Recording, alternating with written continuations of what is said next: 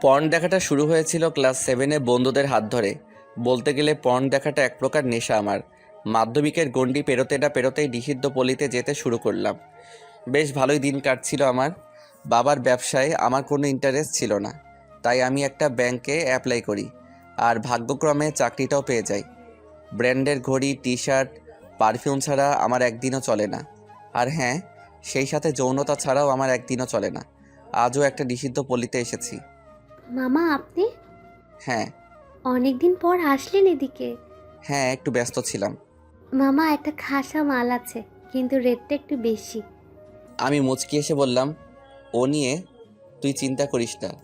চলেন মামা, আপনাকে রুমটা দেখিয়ে দিয়ে আসি। রুমের সামনে এসে ছেলেটি আমার হাতে একটা কন্ডোমের প্যাকেট ধরিয়ে দিয়ে বলল, মামা মেয়েটা নতুন, একটু মানিয়ে নেবেন। ও নিয়ে তুই চিন্তা করিস না। বিড়াল কীভাবে মারতে হয় সেটা আমি ভালোভাবে জানি। আরে ধর, আমার কাছে চকলেট ফ্লেভার আছে। রুমে গিয়ে আমি অবাক, খাটের কোণে একটা ডানা কাটা পরি দাঁড়িয়ে আছে। মেয়েটির গোলাপি ঠোঁটগুলো যেন আমাকে ডাকছে। আমি ব্লেজার খুলে মেয়েটির কাছে গিয়ে লিপ কিস করতে শুরু করলাম। মেয়েটি আমাকে ধাক্কা মেরে মেঝেতে ফেলে দিল। আজ আপনি ব্রাশ করেননি? কি বিশ্রী গন্ধ। কথাটা শুনে মাথাটা বিগড়ে গেল। মেঝে থেকে উঠে বললাম, বেশ্যা বেশ্যার মতো থাকবি। মেয়েটি আর কোনো কথা বলল না, মাথা নিচু করে দাঁড়িয়ে রইল। আমি মেয়েটাকে ধাক্কা মেরে বিছানায় ফেললাম, ঝাঁপিয়ে পড়লাম মেয়েটার উপর। মেয়েটির উপর নির্মম অত্যাচার করলাম সারা রাত। সকালবেলা ঘুম থেকে উঠে দেখি পতিতা মেয়েটির নগ্ন দেহটা আমার উপর আষ্টে পৃষ্ঠে জড়িয়ে আছে। অপরূপ দেখাচ্ছে পতিতা মেয়েটিকে। আমি বিছানা থেকে উঠে ওয়াশরুমে গেলাম। 20 মিনিট শাওয়ার নেওয়ার পরে রুমে এসে দেখি পতিতা মেয়েটি বিছানায় বসে রয়েছে। আমি কাপড় পরে মানিব্যাগ থেকে 1000 টাকার একটা নোট মেয়েটির হাতে ধরিয়ে দিয়ে বললাম, ধন্যবাদ তোমাকে এত সুন্দর একটা রাত উপহার দেওয়ার জন্য। সুন্দর রাত? সে তো আপনার ছিল। কাল রাতে তো আমার মৃত্যু হয়েছে। মানে? কিছু না। আমি আসছি। ঘুম ঘুম চোখ নিয়ে ব্যাংকে ঢুকলাম। ইস্যু 1 কাপ কফি আমার দিকে এগিয়ে দিয়ে বলল, সারা রাত ঘুম হয়নি বোধহয়। আমি ইস্যুর হাতটা চেপে ধরে বললাম, তুমি সারা রাত আমাকে ঘুমাতে দাওনি। সারা রাত শুধু তোমার কথা ভেবছি। ধ্যাত, এই চলো না আজ আমার রুমে। আজ হবে না, অন্য কোনো দিন। ইস্যু আমার মুডটা নষ্ট করে দিল। ইস্যুকে নিয়ে কতবার যে আমার রুমে গিয়েছে তা আমার নিজেরও মনে নেই। ফোনটা বেজে উঠল। মা, ফোন দিচ্ছি। কি মা, ফোন দিচ্ছ কেন? আমি ব্যস্ত আছি, আমি আমার ফ্ল্যাটে থাকবো, রাখছি। যৌন চাহিদা মেটানোর জন্য আলাদা একটা ফ্ল্যাট কিনেছি। হোটেল থেকে মেয়ে নিয়ে তো আর বাড়িতে ওঠা যায় না, এই জন্যে আলাদা ফ্ল্যাট কেনা। ব্যাংক থেকে বের হয়ে রেস্তোরাঁয় গেলাম। গিয়ে দেখি রাতের ওই পতিতা মেয়েটি।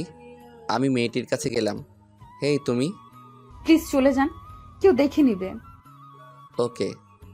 আমি খাবার খেতে লাগলাম। কিছুক্ষণ পর পতিতা মেয়েটির পাশে একটা ছেলে এসে বসলো। কে এই ছেলেটি? আমি আমার ফ্ল্যাটে চলে আসলাম। কে ছিল পতিতা মেয়েটির সাথে? হয়তো ওর কোনো কাস্টমার। কেন ভাবছি আমি ওই পতিতা মেয়েটির কথা?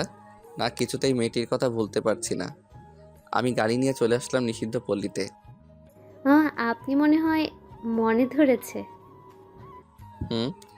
মামা এই নেন কন্ডম। ও আপনার কাছে তো চকলেট ফ্লেভার আছে। হ্যাঁ, আমি সব কিছু ব্র্যান্ডের ইউজ করি। আমি পতিতা মেয়েটির ঘরে গেলাম। আপনি? কেন, আসতে মানা? না। আমি মেয়েটির কাছে গিয়ে বললাম, আজ কিন্তু ব্রাশ করছি। পতিতা মেয়েটি মুচকি হাসলো। আমি পতিতা মেয়েটির কাছে গেলাম। পতিতা মেয়েটির উষ্ণ নিঃশ্বাস আমার মুখে এসে পড়ছে। আমি ব্লেজার মাটিতে ছুঁড়ে ফেললাম। পতিতা মেয়েটির কাছে গিয়ে লিপ কিস করতে লাগলাম। মেয়েটিও আমার ডাকে সাড়া দিল। আমরা দুজনে মেতে পড়লাম এক যৌন খেলায়। বেশ কিছুক্ষণ পর আমি পতিতা মেয়েটিকে বলতে লাগলাম, তুমি সত্যি অনেক সুন্দর। পতিতা মেয়েটি কোনো কথা বলল না, চুপ করে আমার দিকে মুখ করে শুয়ে রইল। আমি পতিতা মেয়েটির হাতে একটা চুম্বন করলাম। আচ্ছা, আজ রেস্তোরাঁয় তোমার পাশে ছেলেটি কে ছিল? আমার কাজিন। ও, আমি তো মনে করেছিলাম। কি, আমার কাস্টমার? না মানে হ্যাঁ। ভাবাটাই স্বাভাবিক, কারণ আমি পতিতা। আর পতিতা মেয়েদের কেউ ভালো চোখে দেখে না, জানেন? খুব ভয় করে আমাদের। কেন? আত্মসম্মান হারানোর ভয়। আত্মসম্মান? পতিতা মেয়েটি আমার দিকে তাকিয়ে বলল, কেন, আমাদের কি আত্মসম্মান নেই? না মানে, পতিতাদের আবার আত্মসম্মান? ঠিকই বলেছেন আপনি, পতিতাদের আবার আত্মসম্মান। কিন্তু এই পতিতাদের কাছেই কিন্তু আপনারা ছুটে আসেন শরীরে খিদে মেটানোর জন্য, আপনাদের ভাষায় যৌন চাহিদা। কিন্তু এটা ভুলে যাবেন না, পতিতারাও মানুষ। আমরা টাকার জন্য আমাদের শরীর বিক্রি করি, কিন্তু কোনো মেয়ে কখনো চায় না সে পতিতা হবে। নিশ্চয়ই কোনো কারণ থাকে যার জন্য তারা পতিতা হয়। হ্যাঁ, আমাদের হয়তো আত্মসম্মান নেই আপনার ভাষায়, কিন্তু আমরা সব সময় ভয়ে থাকি কে কখন দেখে নেয়। এ কথা যদি আমাদের পরিবার বা সমাজ জানে তাহলে কি হবে আমাদের। কিন্তু আপনাদের মতো ভদ্র লোকেদের কেউ কিন্তু কিচ্ছু বলবে না, দোষটা শুধু পতিতা মেয়েটার। পতিতা মেয়েটির কথা শুনে কিছুক্ষণের জন্য থমকে গিয়েছিলাম। সত্যি কথাগুলো চরম সত্যি। আচ্ছা, এবার এগুলো ছাড়ো, তোমার নামটাই তো জানা হলো না। সে কি 2 দিন ধরে এই পতিতাটার কাছে আসছেন আর নামই জানেন না? আহ, হিয়ালি করো না তো। তোমার নাম কি? এই পতিতাটার নাম হলো অবন্তী। বাহ, বেশি সুন্দর নাম তো। ক্রিং ক্রিং, ফোনটা বেজে উঠল। ও, ইস্যু ফোন করেছে। Hello darling. কোথায় তুমি? আমি আজ ফ্রি আছি। তাহলে এই রাতটা কাটাচ্ছ তো আমার সাথে? হুম। ওকে, আমি তোমাকে তোমার বাড়ির সামনে পিক আপ করে দিব। রাখছি। Love you darling. ফোনটা পকেটে রাখতেই চোখ পড়ল পতিতা মেয়েটির দিকে। পতিতা মেয়েটি আমার দিকে তাকিয়ে রয়েছে, এমন করে তাকাচ্ছে যেন আমি কোনো অপরাধ করেছি। ফোনটা ধরে, কিছু বলবে? আপনার বউ ফোন করেছিল? আরে না। ও, প্রেমিকা? তোমার প্রেমিকা জানেন তো যে তুমি এই পতিতাটার কাছে আছো? প্রেমিকা না, আমার কলিগ। এই ধরো 2000 টাকা। আমার রেট তো এত না। জানি, বাকিটা তোমার বকশিস আমাকে আনন্দ দেওয়ার জন্য।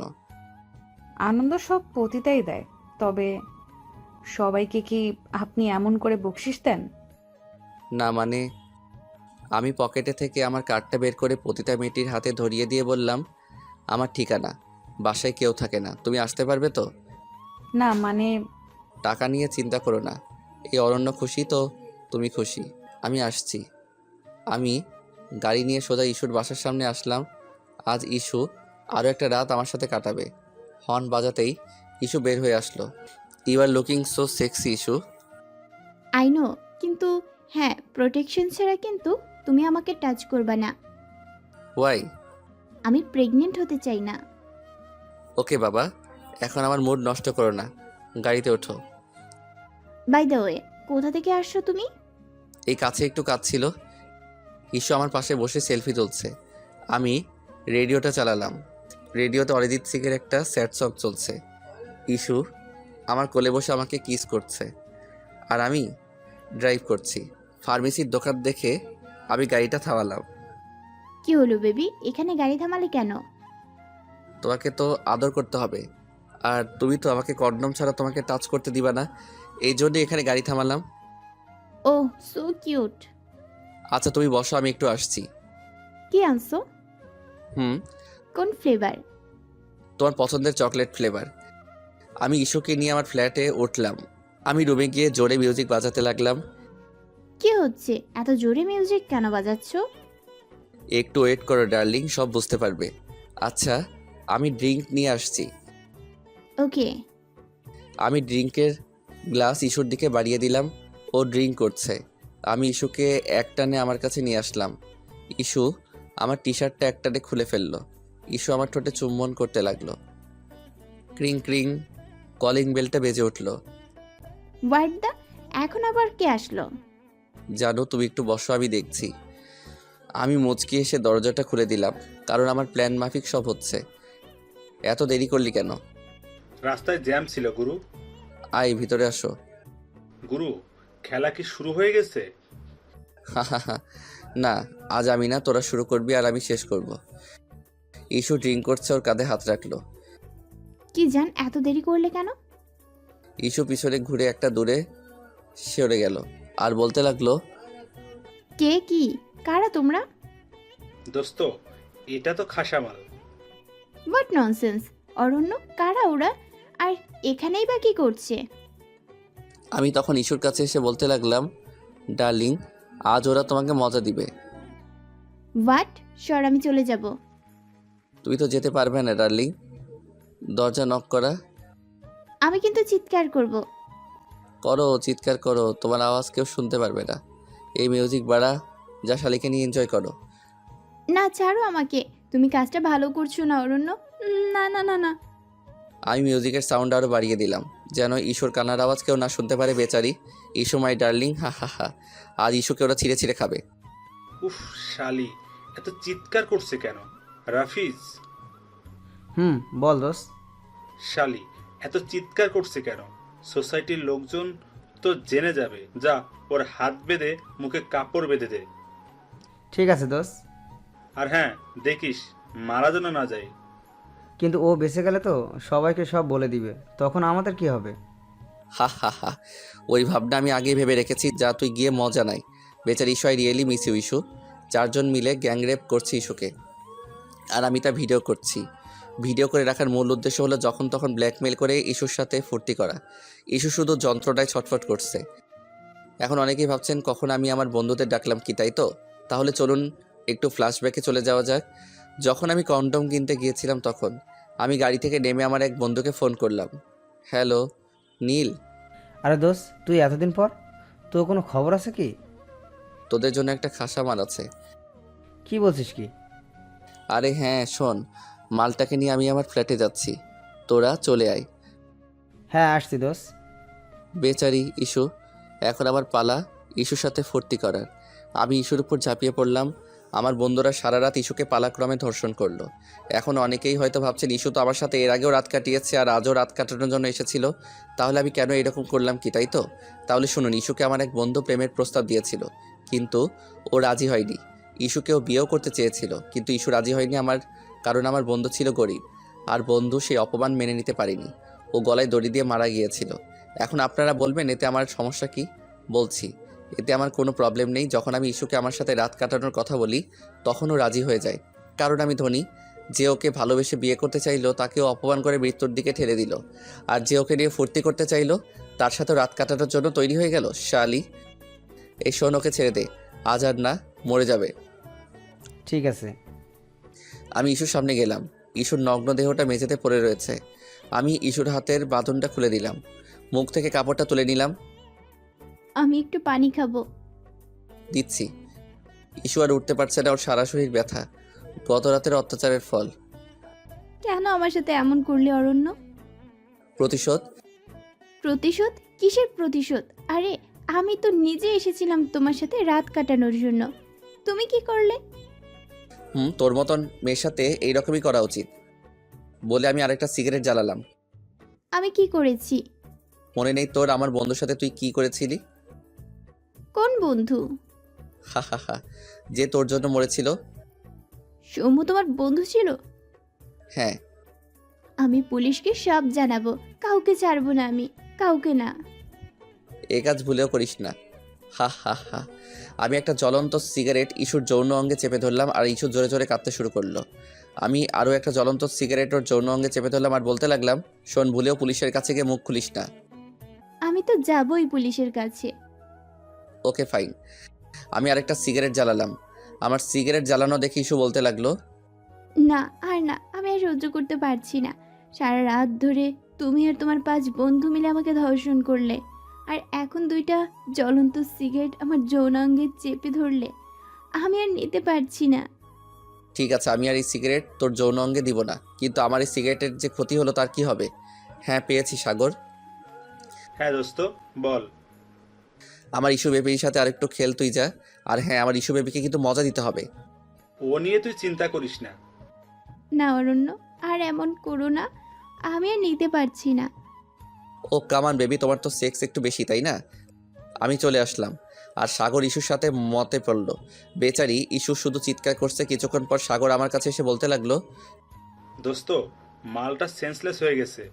তুই যা ডাক্তারের কাছ থেকে কিছু মেডিসিন নিয়ে আয়, আর আসার সময় কিছু উইস্কি নিয়ে আসিস। আমি ঘরে গিয়ে দেখি ইস্যু সেন্সলেস হয়ে মেঝেতে পড়ে রয়েছে। আমি জল ছিটাতেই ও জেগে উঠলো। প্লিজ আমাকে ছেড়ে দাও। ছাড়বো জান, কিন্তু এখন একটা কল করো তোমার বাড়িতে, আর যা বলতে বলেছি তাই বলো, আর তা না করলে তুমি শেষ বেবি। ইস্যু আমার কথা মতো ওর বাড়িতে ফোন করলো, আর আমার কথাগুলোই বললো, যাও এখন শাওয়ার নিয়ে আসো। আমি উঠতে পারছি না। তোমাকে তো যেতেই হবে। ইস্যু আমার ভয়ে বসে বসে ওয়াশরুমে ঢুকলো। ইস্যুর সারা শরীর গন্ধে বেড়ে গেছে। কিছুক্ষণ পর সাগর ওষুধ দিয়ে আসলো। ইস্যু শাওয়ার দেওয়ার পর ওকে মেডিসিনগুলো দিলাম। ইস্যু ক্লান্ত হয়ে বিছানায় মাথা রাখতে ঘুমিয়ে পড়লো। দোস্ত, মালটা যদি সব বলে দেয়? বলবে না। ওকে মেরে ফেলাটাই ভালো। না, ওকে মারবো না। ওকে নিয়ে আমার অন্য ভাবনা আছে। যা, এখন তোরা সবাই বাড়ি যা, রাতে চলে আসিস। ঠিক আছে দোস্ত। ওরা সবাই চলে গেল আর ইস্যু ঘুমাচ্ছে। ক্রিং ক্রিং ফোনটা বেজে উঠলো। Unknown number. হ্যালো, জি আমি। নাম কি? হোটেলের সেই পতিতা। ও আচ্ছা, তোমার তো একটা নাম আছে তাই না? সবসময় পতিতা পতিতা ভালো লাগে না। আচ্ছা শোনো, চলো না আজ একটু পার্কে যাই, তোমার টাকা দিয়ে দিব। ওকে, কোথায় দাঁড়াবো? হোটেলের সামনে দাঁড়া, আমি গাড়ি নিয়ে আসছি 1 ঘন্টার মধ্যে। আমি ওয়াশরুমে গিয়ে 20 মিনিট শাওয়ার নিলাম, কালো একটা টি শার্ট পরলাম আর বডি পারফিউম লাগালাম। ঘর থেকে বের হব তখন ইস্যুর কথা মাথায় আসলো।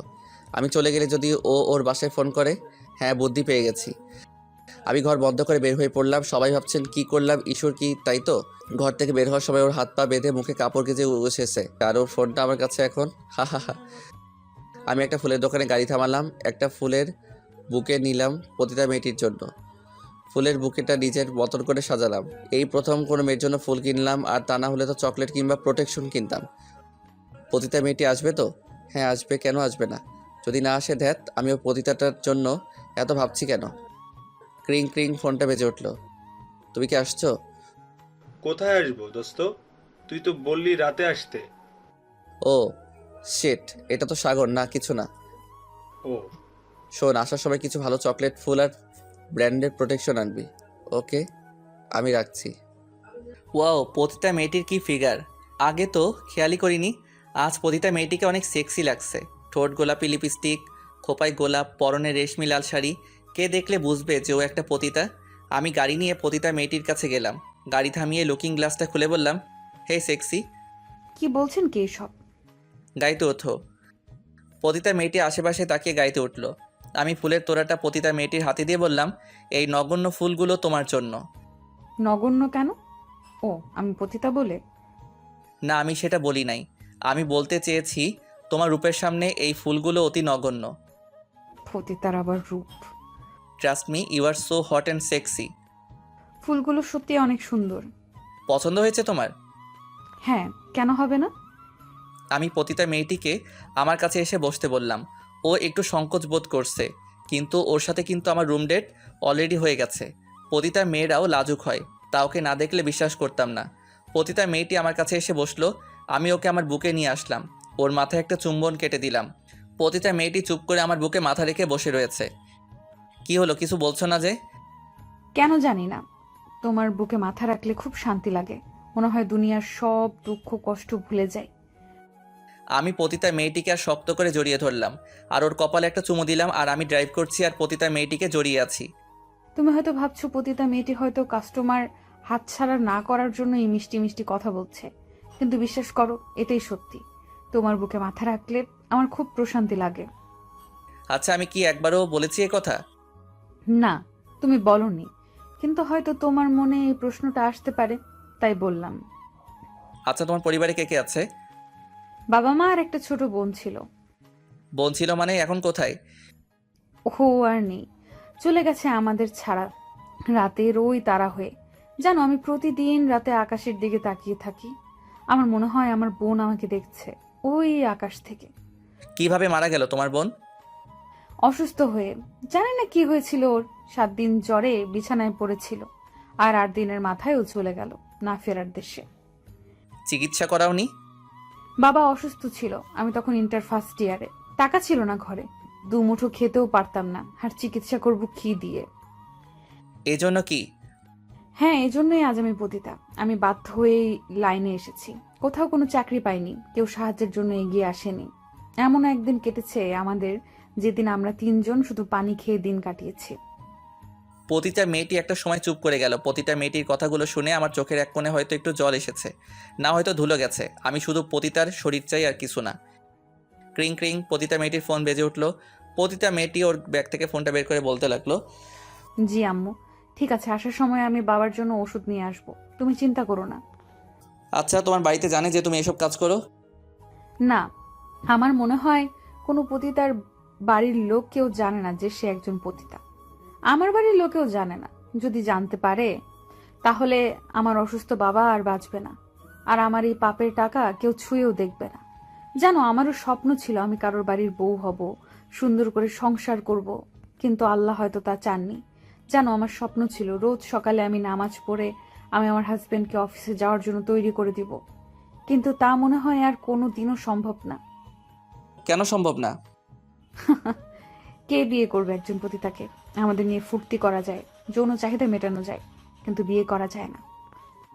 আর কোনো কথা না প্লিজ। আমি পতিতা মেয়েটির ঠোঁটে চকলেট লাগিয়ে চুম্বন করতে লাগলাম। পতিতা মেয়েটি নিঃশব্দে আমার অত্যাচারগুলো মেনে নিচ্ছে। এক পর্যায়ে আমি নিজেকে সামলাতে না পেরে মতে পড়লাম এক যৌন খেলায়। পতিতা মেয়েটি এটাকে সাড়া দিচ্ছে না। না, আমার মুড নেই। পতিতাদের আবার মোট। হ্যাঁ, ঠিকই বলেছ, পতিতাদের আবার মুড। যখন চাইবে তখন পতিতাদের শরীর তোমরা ভোগ করতে পারবে, কারণ আমরা পতিতা। পতিতালয়ে পতিতাদের কোনো পছন্দ অপছন্দ থাকতে নাই। কাস্টমার যা চায় সেই সেবাই পতিতাদের দিতে হবে, হোক না পতিতাদের শরীর খারাপ। তাতে কি হয়েছে? শরীর খারাপ নিয়ে পতিতাকে শুতে হবে তার কাস্টমারের সাথে। জানো, যেদিন প্রথম আমি এই লাইনে আসি সেদিন আমার প্রচন্ড শরীর খারাপ, কিন্তু কি করব, ঘরে চাল নেই। অসুস্থ বাবাকে নিয়ে ডাক্তারের কাছে গেলাম। তখন ডাক্তার বাবাকে দেখে আমার কাছে এসে বলল, আমার বাবা কি বাঁচবে না? কেন বাঁচবে না? তবে হ্যাঁ, আমি কিছু মেডিসিন লিখে দিচ্ছি, তা খাওয়ালে ভালো হয়ে যাবে। কিন্তু আমার কাছে তো টাকা নেই। তখন ডক্টর আশেপাশে তাকিয়ে আমার হাত চেপে ধরে বলল, টাকা নেই তো কি হয়েছে মামুনি, আমি তো আছি। আমাকে একটু আদর করে দাও, তোমার বাবার ঔষধ আমি ফ্রিতে দিব। কি বলছেন কি? ছাড়ুন আমার হাত। যা, সম্মান নিয়ে বাড়ি যা। দুদিন পর তোর বাবা যখন মারা যাবে ঔষধ না পেয়ে, তখন সম্মান ধুয়ে পানি খাস। না, এমনটা বলবেন না। তাহলে রাজি আমার সাথে রাত কাটানোর জন্য? হ্যাঁ, আমি রাজি। সেদিন প্রথম হোটেলে যাই। আমি বোরকা পরে গিয়েছিলাম যেন কেউ আমাকে চিনতে না পারে। আমি খুব ভয়ে ভয়ে যাই।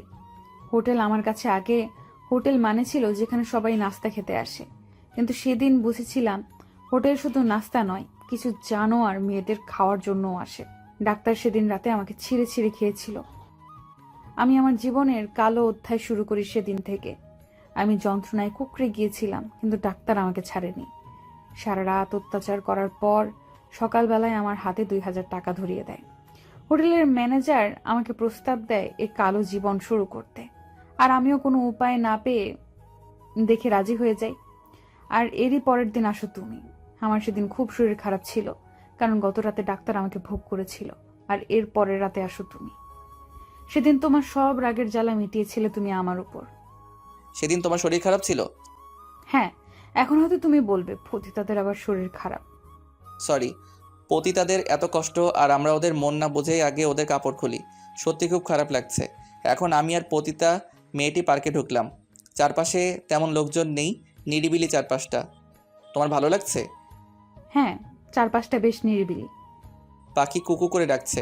আমি আর পতিতা মেয়েটি হাত ধরে হাঁটছি। আমি একটা জবা ফুল ছিঁড়ে পতিতা মেয়েটির খোপায় গজে দিলাম। ক্রিং ক্রিং ফোন বেজে উঠলো। হ্যাঁ সাগর বল, তোকে বললাম না কিছু প্রোটেকশন আর দামি চকলেট নিয়ে আসিস, টাকা আমি দিয়ে দিব যত সব। পতিতা মেয়েটি আমার দিকে তাকিয়ে রইল। প্রোটেকশনের মানে পতিতা মেয়েটি বেশ ভালো করে জানে, হয়তো এই জন্যই। কিছু বলবে? তুমি কি বিবাহিত? না, আর কয়বার বলবো? হ্যাঁ, তুমি হয়তো প্রোটেকশন আনার কথা শুনে ভাবছো আমি বিবাহিত। আরে ওটা আমার বন্ধুর জন্য আনতে বলছি। আমি এত এক্সপ্লেন কেন করছি এই পতিতাটাকে? ও শুনলে কষ্ট পাবে এই ভেবে কি? না, আমি ওর কাস্টমার, আর কিছু না। আমার ওকে দরকার আর ওর দরকার আমার টাকার। আমাদের সম্পর্কটা এই অবধি। কী ভাবছি কি এসব? আমি ভালোবাসার পতিতাকে ধ্যাত, ওর সাথে ফুর্তি করা যায় কিন্তু ভালোবাসা না। ওকে নিয়ে ফুর্তি করার জন্য আমার টাকায় যথেষ্ট, এতে ভালোবাসা নেই। কিন্তু এসব প্রশ্ন আসছে কোথা থেকে? এত ভাবছি কেন আমি এই পতিতাটাকে নিয়ে? এই তো প্রথম পতিতা নয়, আমার জীবনে এর আগে আরও অনেক পতিতার সাথে রাত কাটিয়েছি আমি, কিন্তু তাদের নিয়ে তো আমি এত ভাবিনি। তাদের কারোর সাথে তো আমি ঘুরতে যাইনি। ও বুঝছি, ওর পতিতা হওয়ার গল্পটা আমাকে ইমোশনাল করে দিয়েছে। দ্যাটস স্যাড, আর কিছু না। ও আর 5টা পতিতার মতনই, যে ওকে টাকা বেশি দিবে, ও তার সাথে রাত কাটাবে। না, এটাই শেষ দেখা হবে আমার পতিতা অবন্তীর সাথে। এরপর আর কোনো দিন ওর সাথে দেখা করব না। হ্যাঁ, এটাই ফাইনাল। তুমি কি কিছু ভাবছো? কই না তো, চলো আইসক্রিম খাই। আমি আর প্রতিটা মেয়েটি আইসক্রিম খাচ্ছি। প্রতিটা মেয়েটির হাত থেকে ওর আইসক্রিমটা পড়ে গেল।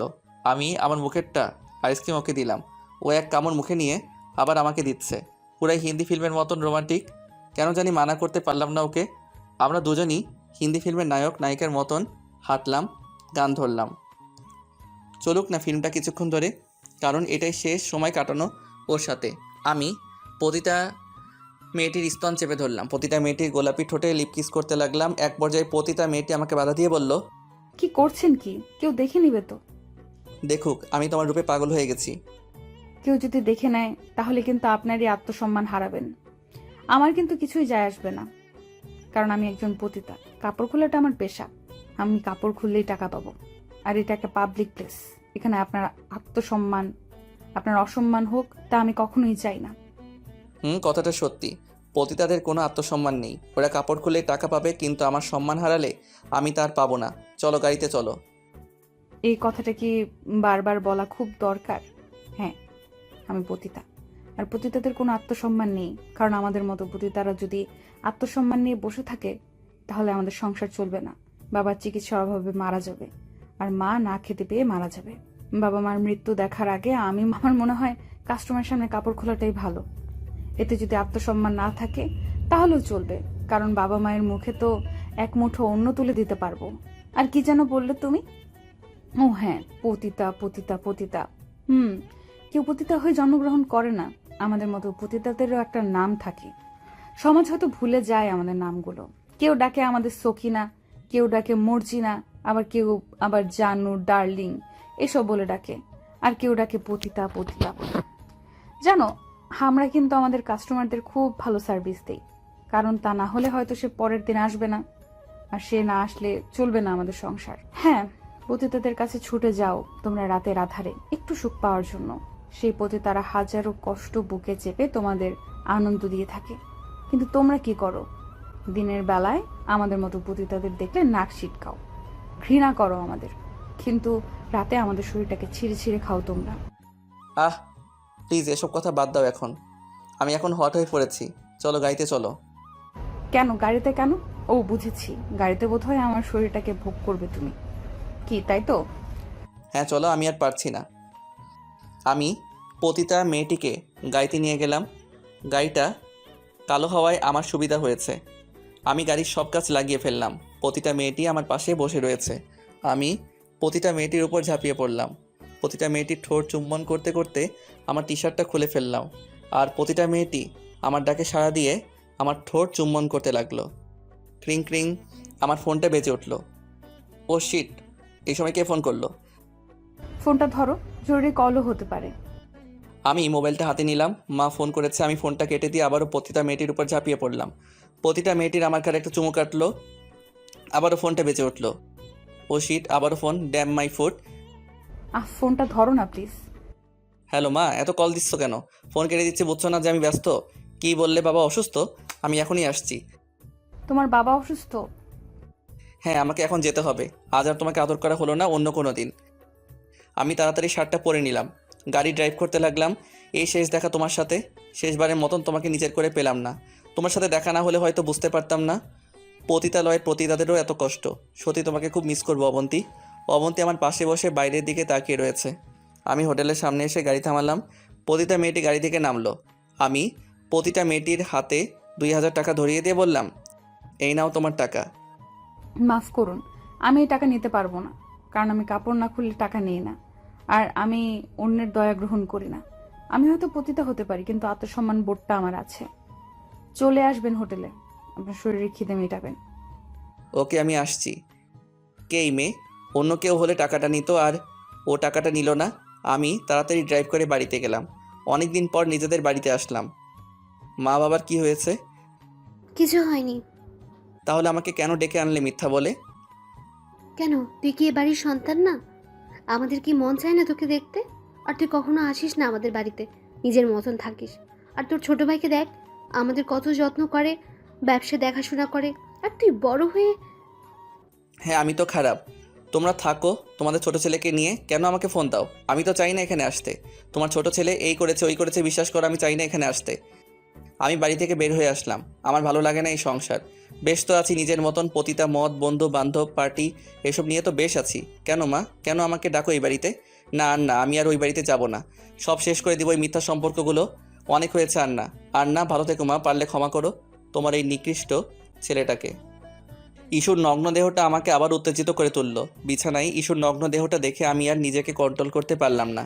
আমি টি শার্টটা খুলে ইস্যুর কাছে গেলাম। আমি ইস্যুর ঠোঁটে হাত বুলাতে লাগলাম। আমি পাগল উন্মাদের মতন ইস্যুর গোলাপি ঠোঁটগুলো চুষতে লাগলাম। আমি ইস্যুর স্তনে হাত রাখতেই ইস্যু জেগে উঠল। ইস্যুর হাত পা বাঁধা। ইস্যু আর্তনাদ কণ্ঠে আমাকে বলতে লাগলো, প্লিজ অরণ্য, আমাকে ছেড়ে দাও, আমি আর পারছি না। তোমার যৌবন যে আমাকে ডাকছে সোনা, এখন আমি কি করব বলো? না, আমার প্রচণ্ড ব্যথা করছে। কাল সারা রাত তুমি আর তোমার বন্ধুরা আমাকে পালাক্রমে ধর্ষণ করলে, আর এখন তুমি আবারও আসছো আমার সাথে যৌন সম্পর্ক করতে। ওভাবে বলছো কেন সোনা? ধর্ষণ বলো না, বলো কাল সারা রাত আমি আর আমার ফ্রেন্ডসরা মিলে তোমার সাথে রোম্যান্স করছি। আর আমার এখন খুব রোম্যান্স করতে ইচ্ছা করছে। তোমার সেক্সি শরীরটা আমাকে ডাকছে তোমার কাছে, একটু আদর করবো তোমাকে, প্লিজ বাধা দিও না। আমার প্রচণ্ড ব্যথা করছে, আমি আর পারবো না, প্লিজ আমাকে ছেড়ে দাও। বেশি ব্যথা দিব না, বিশ্বাস করো, একটু আদর করবো শুধু তোমাকে। সত্যি বলছি মাইরি, তুমি একটা চিজ, তোমাকে দেখলে যে কোনো ছেলে নিজেকে কন্ট্রোল করতে পারবে না। তোমার কোনো দিনও ভালো হবে না অরণ্য।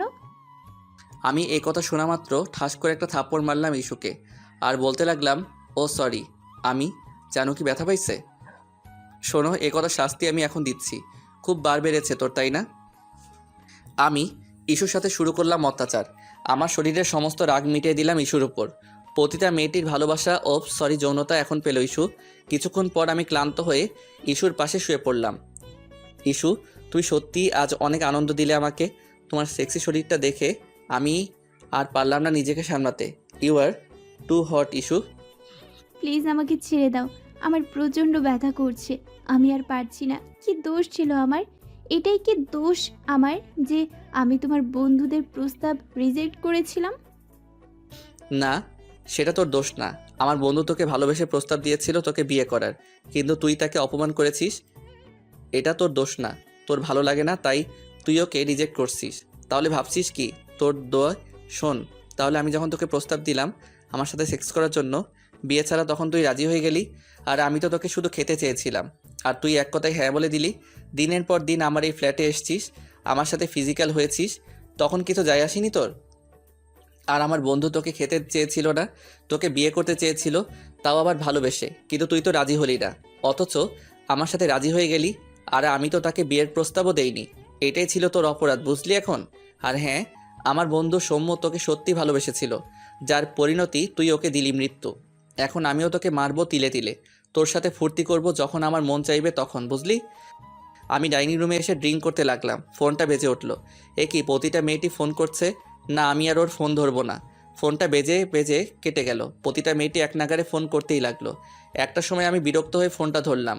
আমি কিছু বলার আগেই প্রতিটা মেয়েটি বলতে লাগলো, তুমি ঠিক আছো তো? এতক্ষণ ধরে ফোন করছি, ফোন ধরছো না কেন? তুমি বাড়িতে ঠিকভাবে পৌঁছেছো? তোমার বাবা এখন ঠিক আছে তো? এই তুই কে রে? তোকে এত কথা আমি কেন বলতে যাব? পতিতার মতো থাক। আমার পার্সোনাল লাইফে তোকে নাক গলাতে বলছি কি? আমি কোথায় যাব, কি করব, কি খেলাম, এসব আমি তোকে বলতে যাব কেন? তুই কে রে? আমার ঘরে বউ কি? বাজারের সস্তা মেয়ে। তোদের মতো মেয়ে না হাজার পাবো রাস্তায় বের হলে। দুদিন একটু ভালো করে কথা বলছি কি না বলছি, ও এসেছে অধিকার ফলাতে। আরে তোদের মতো সস্তা মেয়েদের আমার খুব ভালো করে জানা আছে। আরেকটা কথা শোন, নিজের সীমানা ছাড়াস না। হোটেলের এক বেশ্যা এসেছে আমার খবর নিতে। ও বুঝেছি, কাস্টমার পাচ্ছিস না, তাই আমার সাথে এত ভাব করছিস। 2 টাকার পতিতা। ফোনটা কেটে দিল। আমি যখন কথাগুলো বলছিলাম তখন ও পাশ থেকে শুধু কান্নার আওয়াজ পাচ্ছিলাম। আমি ঠিক করছি যা করেছি। কেন ও আমাকে ফোন করবে? কে হই আমি ওর? ওর কান্নার আওয়াজটা এখনও আমার কানে ভেসে আসছে। খুব খারাপ লাগছে, কিন্তু কেন? আরে আমি খারাপ? আমি কারোর জন্য কষ্ট পাই না। 2 টাকার পতিতা। না, আমার এইরকম লাগছে কেন পতিতা মেয়েটির জন্য? আমি কি একবারও ফোন করব? না, ফোন করব না। কে ও? কিন্তু এতগুলো কথা আমি কেন ওকে বললাম? ফোনটা রেখে দিলেই তো পারতাম। না না না, আর ভাববো না আমি ওই পতিতা মেয়েটির কথা। Who's she is nothing. কিছুক্ষণ মোবাইলটার দিকে তাকিয়ে থেকে আমি ফোন করলাম। আপনি যেই নাম্বারে ফোন করেছেন সেই নাম্বারটি এখন বন্ধ আছে। ফোনটা বন্ধ কেন? পতিতা মেয়েটির ফোন বন্ধ কেন? তাহলে কি ও আমার উপর রাগ করলো? সে করুক, তাতে আমার কি? কিন্তু আমার এইরকম লাগছে কেন? না, এটা আমার মনের ভুল। আমি ক্লান্ত তাই এইরকম মনে হচ্ছে। যাই একটু সাবান নিয়ে আসি, তারপর হয়তো একটু ভালো লাগবে। কিরে কন্ডম কই? আরে আনছি দোস্ত, টেনশন মাতলো। যা খেলা শুরু করে দে। দোস্ত, মেয়েটা তো বাঁচবো না। কাল রাতে আমরা 5 জন মিলে রেপ করছি, আর আজ যদি একই কাজ করি তাহলে মেয়েটা মনে হয় না আজ বাঁচবো। আরে না, ওর কিছু হবে না, শালি প্রফেশনাল। প্রথম প্রথম একটু ন্যাকামি করব, কিন্তু পরে ঠিক হয়ে যাইব। শোন, আজ সবাই একসাথে যাস না, নিতে পারবো না। এক এক করে যাবি, আর দেখিস আবার মেরে ফেলিস না, তাহলে আমাদের মজার উৎস নষ্ট হয়ে যাবে। ঠিক আছে দোস্ত। এক এক করে সবাই ইস্যুর কাছে যাচ্ছে, আর ইস্যু শুধু চিৎকার করছে। আর করবেই না কেন, 5 জন ছেলে একটা মেয়েকে ছিঁড়ে খাচ্ছে। সবগুলো হাইনার মতো ঝাঁপিয়ে পড়েছে ইস্যুর উপর। এই সব কিছুর মধ্যে আমি আবারও পতিতা মেয়েটিকে ফোন করলাম, কিন্তু পতিতা মেয়েটি ফোন ধরছে না। আচ্ছা, পতিতা মেয়েটি আবার কিছু করে বসলো না তো? আরে না, কি করবে আবার? সাগর, একটু শোন তো। হ্যাঁ বল দোস্ত। শোন, আমি একটু বাইরে যাচ্ছি, ততক্ষণ তারা ম্যানেজ কর শালিকে। আমি আবারও বলে যাচ্ছি, দেখিস যেন না মারা যায় ও। ও আমাদের সোনার ডিম পাড়া হাঁস, বুঝলি? হ্যাঁ, ও নিয়ে তুই একদমই চিন্তা করিস না। আমি গাড়ি নিয়ে বের হয়ে পড়লাম। এই পতিতা মেয়েটির কথা আমি যত বলি আর ভাবনা তত বেশি করে, আমি যেন আরও ভাবি। আমি গাড়ি নিয়ে হোটেলে গেলাম। হ্যাঁ, আমি পতিতালয়ে গেলাম পতিতাকে খুঁজতে। মামা আপনি অনেকদিন পরে আসলেন কিন্তু। হ্যাঁ, একটু ব্যস্ত ছিলাম মাঝখানে। মামা একটা নতুন মেয়ে আছে, দেখাবো? না, অবন্তি আছে। ও, আপনি অবন্তীর কাছে আসছেন, কিন্তু মামা আজ তো অবন্তী আসে নাই।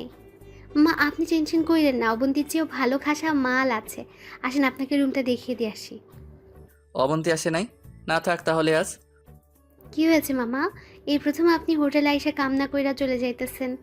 মামা বললাম না অবন্তীর চেয়ে ভালো মেয়ে আছে, আপনাকে খুশি কইরা দিব। অবন্তির বাড়ির ঠিকানা আছে?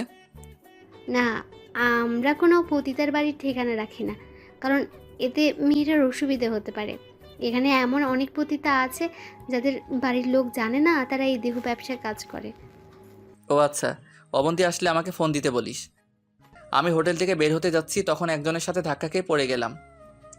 হ্যালো মিস্টার, দেখে চলতে পারেন না? তুই এখানে? আমার ছোট ভাই, আমার মায়ের সুবোধ বালক।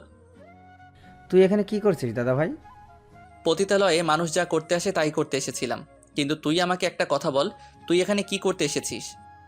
Same answer. আমার বাবা মায়ের আদর্শ ভদ্র ছেলে এসেছে পতিতালয়ে। বাহ, আচ্ছা, বাবা মা জানে তো? দাদা ভাই সিক্রেট করিস না, এটা একটা পাবলিক প্লেস। আর আমি যদি বাবা মাকে বলি তুই এখানে এসেছিলি তখন? আমি বাবা মায়ের খারাপ ছেলে, আসলে তারা কষ্ট পাবে না, কারণ তারা জানে আমি তাদের বকে যাওয়া সন্তান। কি তুই তো আর আমার মতো বকে যাওয়া সন্তান না? শোন, আমি এই নিয়ে তোর সাথে কোনো ডিসকাশনে যেতে চাই না। ওকে। আমি হোটেল থেকে বের হয়ে আসলাম। আমার ছোট ভাইও আমার মতো বখাটে গেল, কিন্তু ও তো বাবা মায়ের ভালোবাসা পায়, তাহলে ও কেন বকতে গেল? আমি খারাপ হওয়ার হাজার কারণ আছে, কিন্তু ওর তো তা নেই। আমি বাবার ভালোবাসা কখনো পাইনি, কিন্তু ও তো পেয়েছে, তাহলে কেন ও এমন হলো?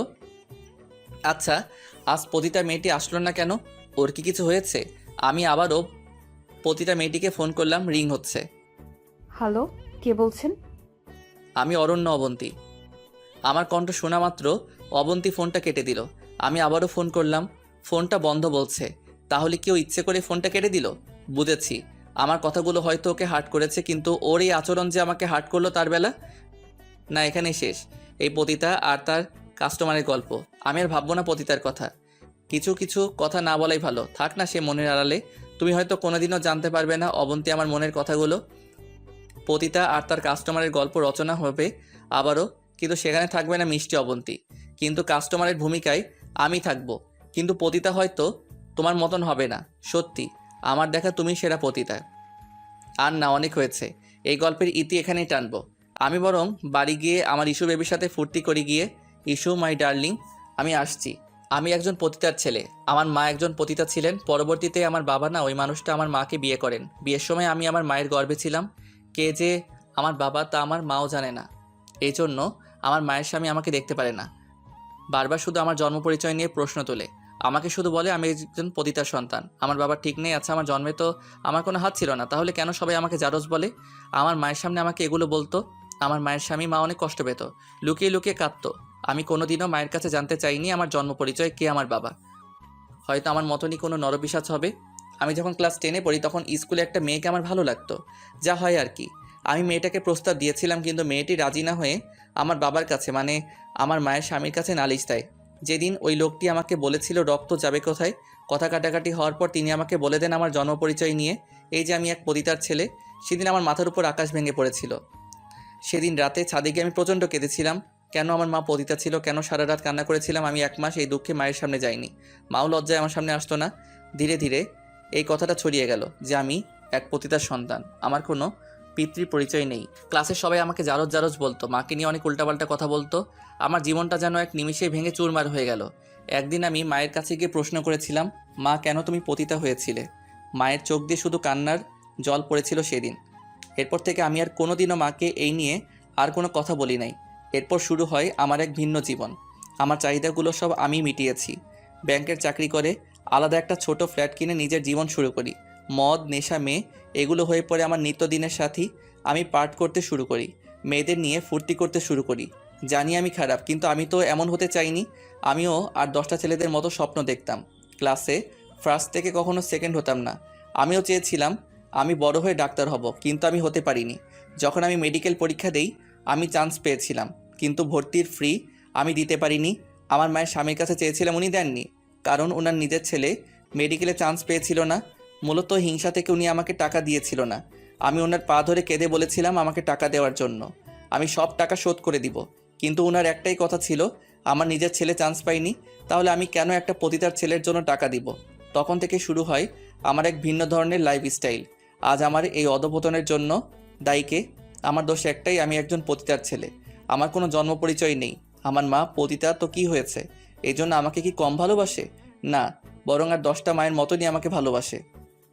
সমাজ আমাকে বারবার বলেছে আমি একজন পতিতার ছেলে। আমি জারজ, জারজ, জারজ, জারজ, এই একটা শব্দ আমার জীবনটাকে শেষ করে দিল। সেদিন আমি ঠিক করেছিলাম আমি বিয়ে করব একজন পতিতাকে, আর কখনো তাকে বলবো না তুই পতিতা ছিলি। আমার মনে হয় আমি তাকে পেয়ে গেছি। হ্যাঁ, আমি বিয়ে করব, আর 10টা মানুষের মতো আমিও সংসার করব। আমি সব বলে দিব অবন্তীকে। আমি আমার এই জীবনটা ছেড়ে দিব। আমি ভালো হয়ে যাব। আমি আমার সব ভুল স্বীকার করব অবন্তীর কাছে। আমি বিয়ে করব পতিতা অবন্তীকে। আমি একটা ছোট সংসার বাঁধবো অবন্তীকে নিয়ে। আমি ভালোবেসে ফেলছি পতিতা অবন্তীকে। না, আর পতিতা না, ও আমার অবন্তী, শুধু আমার অবন্তী। আমি বাড়িতে চলে আসলাম। আমার বন্ধুগুলো সব ক্লান্ত হয়ে বসে রয়েছে। সাগর আমাকে বলতে লাগলো, দোস্ত, ভালোই আরাম পেলাম। শালের ফিগার কি! ও এখন কি করছে? ঘুমাচ্ছে।